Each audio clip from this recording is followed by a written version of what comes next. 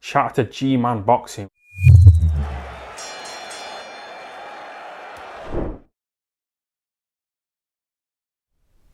The morning after the night before. So, dust is finally settled on Whyte Povetkin 2, the rematch. Redemption for Dillian Whyte. Great performance by Dillian Whyte, it had to be said. You know, for me, although Alexander Povetkin, that in terms of Povetkin, was the worst I've ever seen him. I mean, I think I said it in my post-fight review yesterday evening, or yesterday night, that I didn't think Povetkin could look worse than he did in the first fight, irrespective of the result. But he did. He looked shocking. He looked a shell of his former self in there. So Dillian Whyte was in there with, in my opinion, a shot fighter. But having said that, the improvements he made, you know, just in every aspect, aesthetically, he looked the best I ever seen him. You know, his jab, I've always said Dillian Whyte's jab is such an underrated punch for him.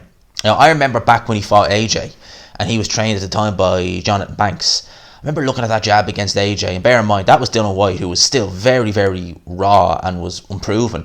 But looking at that jab, thinking, that jab's useful. You know, that jab, if it's perfected a bit more, if it's refined a bit more, it's going to cause a lot of heavyweights problems.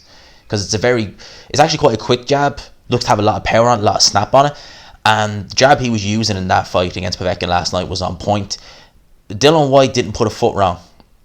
He really didn't. Now the question is, moving forward, who is he going to fight?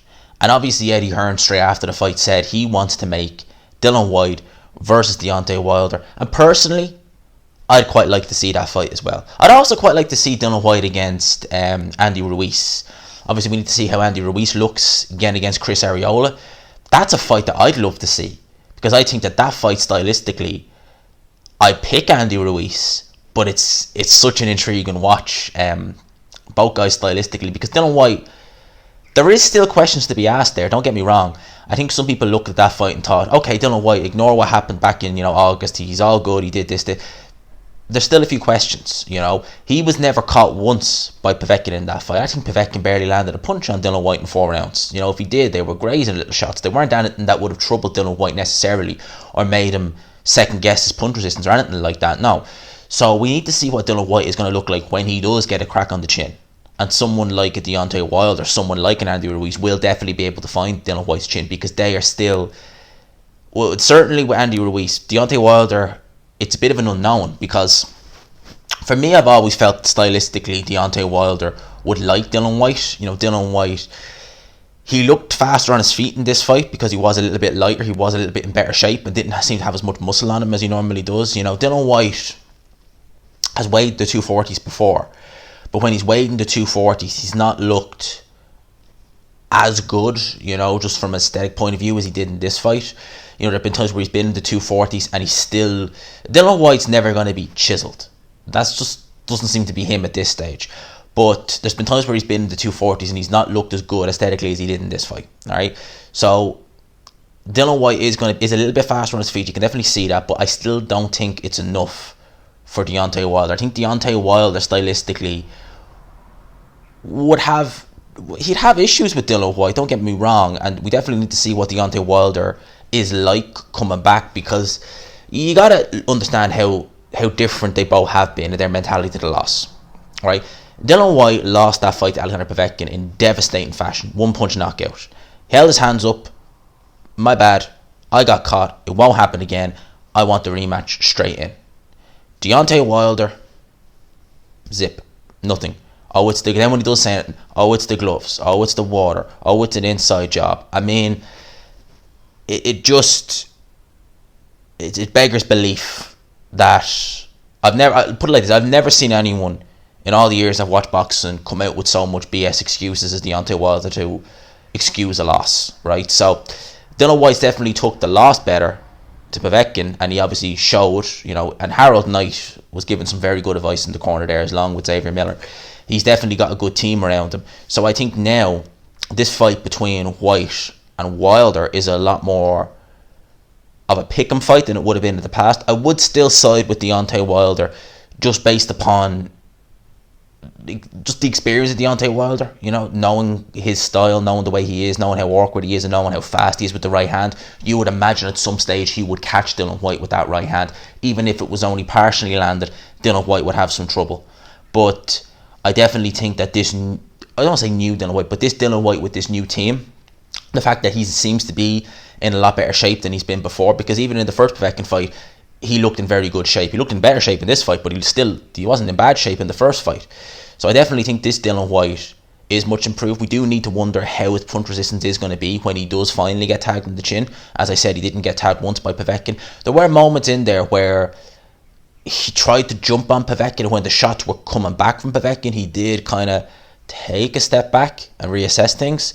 But for the most part, you know, Dillian Whyte's a mentally strong character. You know, make no mistake about that. Dillian Whyte definitely has it there mentally. He really truly does. You know, he's very brave, very proud, and fiery.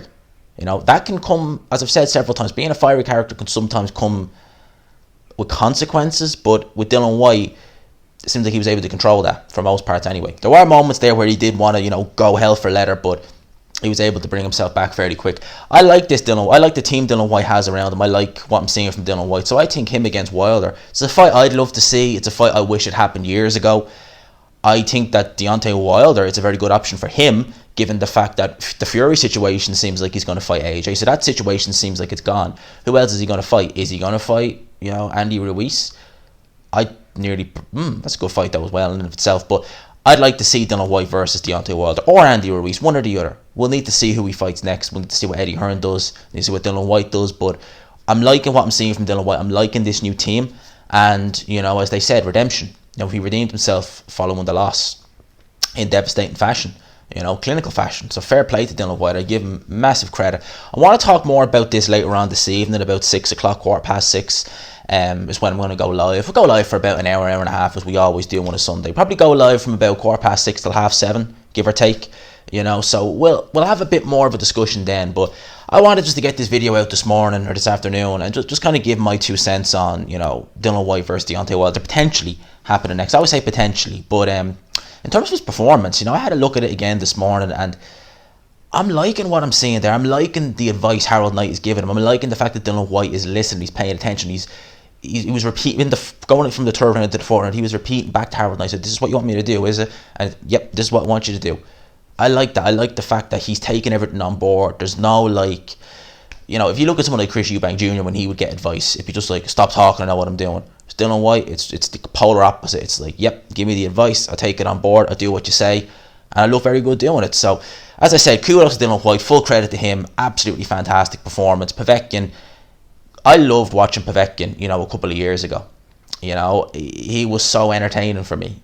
It's sad to see the way he's gone because he looked terrible in there. Let's not make any bones about it.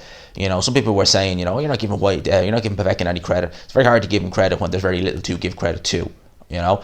But him as a fighter in his prime, I love Povetkin. I did. I love watching him. I hope he retires, or maybe, who knows, maybe he'll have one last shot, if maybe fighting Russia against, you know, someone who we should beat, and then maybe call it a day. I don't know.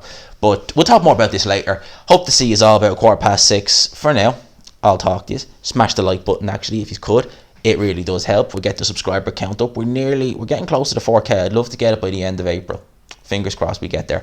Lads and lassies, I hope your Sunday is going well. We'll talk to you later. As always, peace.